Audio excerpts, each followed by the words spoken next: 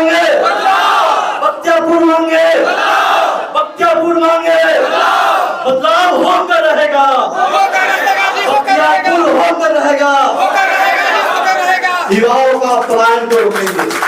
दूसरी कारण, कोई कितना बड़ा विधायक क्यों ना हो, कोई कितना बड़ा माफिया क्यों ना हो, अब बख्तियारपुर में माफियागिरी और दलाली नहीं चलने देंगे।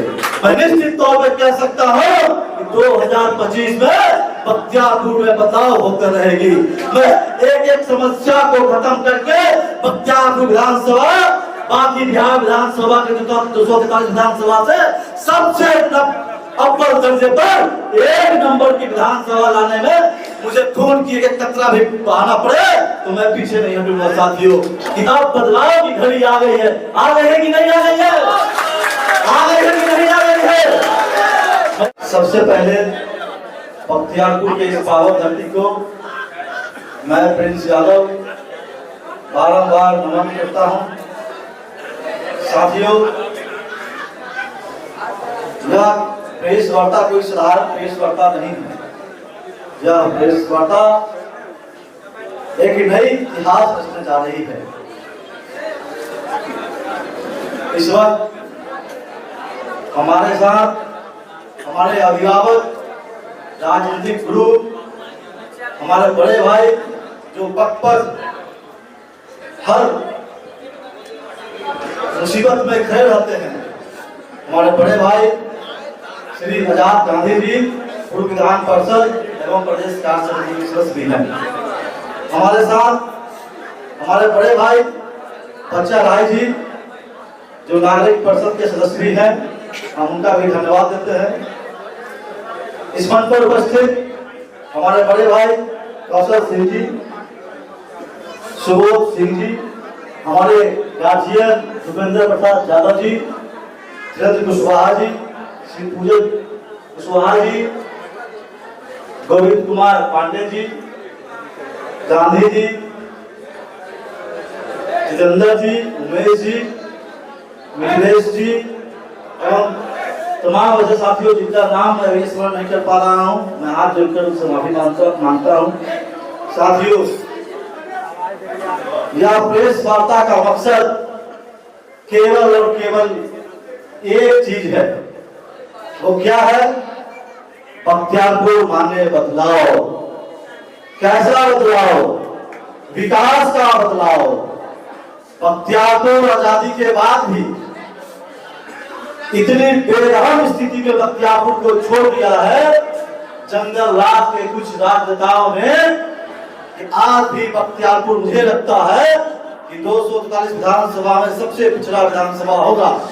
मैं अभी शहर से जब आ रहा था तो शहरों में जो जल जमाव की समस्या है, रोज हमारे माननीय विधायक जी रोज प्रेस कॉन्फ्रेंस करते हैं और कहते हैं कि हमने यह नाला बनवा दिया, हमने यह सड़क बनवा दिया, पर जो स्थिति है वो आप लोग से छुपी हुई नहीं है।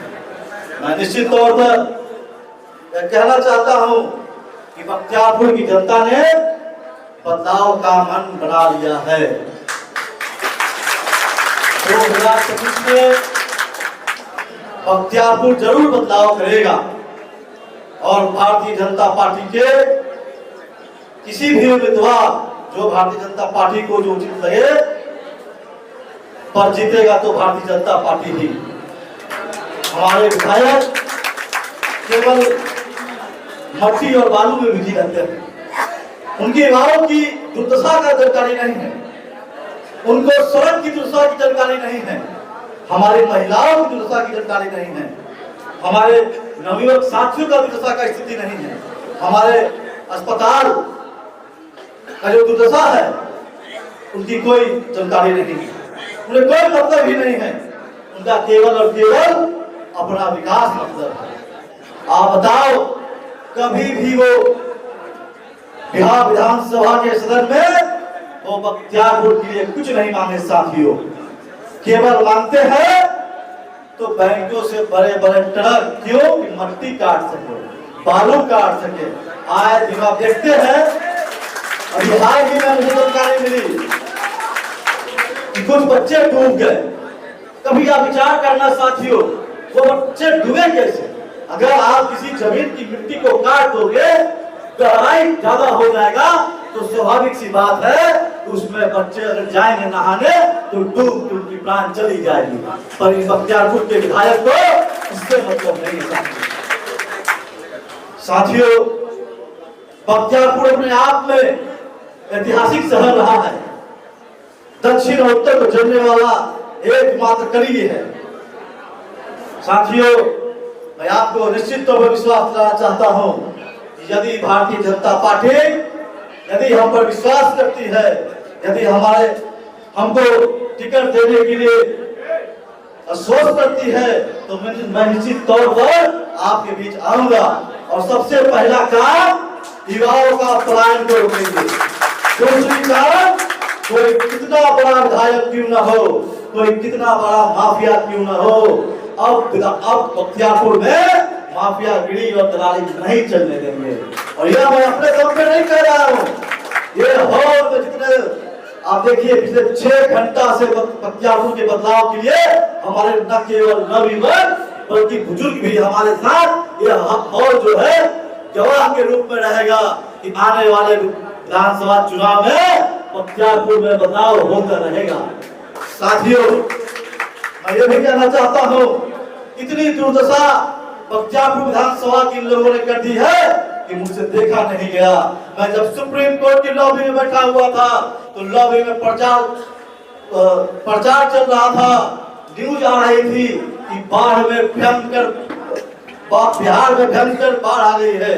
और खासकर जब अपने क्षेत्रों का नाम सुने, चिरैया, महाजी, कला दियारा, रूपस, मेरा सीना जो है रो गया।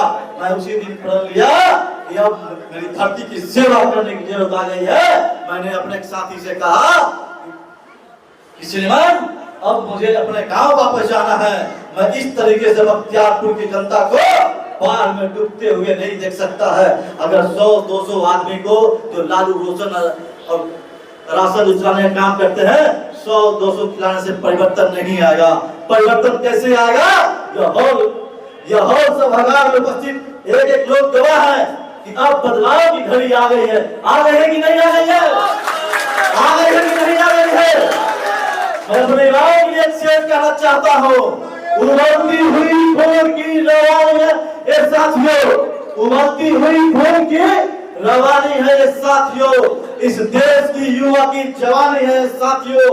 सोए हुए थे अब तक जो हिंदुस्तानी, उसे जाग उठाने की कहानी है साथियों। इन साथियों के बदौलत ही मैं निश्चित तौर पर कह सकता हूँ कि 2025 में बख्तियारपुर में बदलाव होकर रहेगी। मैं इस प्रेस वार्ता के माध्यम से भारतीय जनता पार्टी के शिष्टताओं को भी कहना चाहता हूँ कि यदि भाजपा परिवार मुझे लायक समझे तो मुझे मौका दे। मैं निश्चित ही बख्तियारपुर में जो समस्या है, मैं अभी कल से मैं रोज प्रतिदिन मेरा दौरा रहेगा और जो जनता की समस्या का दौरा रहेगा। मैं एक समस्याओं को नोट करूंगा, एक पंचायत में जाकर समस्याओं को नोट कर अपने शिष्टताओं तक पहुंचाने का काम करूंगा। और निश्चित ही बख्तियारपुर में जो समस्या है वो मैं निश्चित ही एक बार में तो संभव नहीं है, परंतु मैं आपको श्वासन देता हूँ, मैं भरोसा दिलाता हूँ कि निश्चित ही धीरे धीरे करके एक समस्या को खत्म करके बख्तियारपुर विधानसभा बाकी बिहार विधानसभा के 243 विधानसभा से सबसे अव्वल दर्जे पर 1 नंबर की विधानसभा लाने में मुझे खून की एक कतरा भी बहाना पड़े तो मैं पीछे नहीं हटूंगा साथियों। काफी समय हो गया है, मैं ज्यादा समय नहीं लूंगा।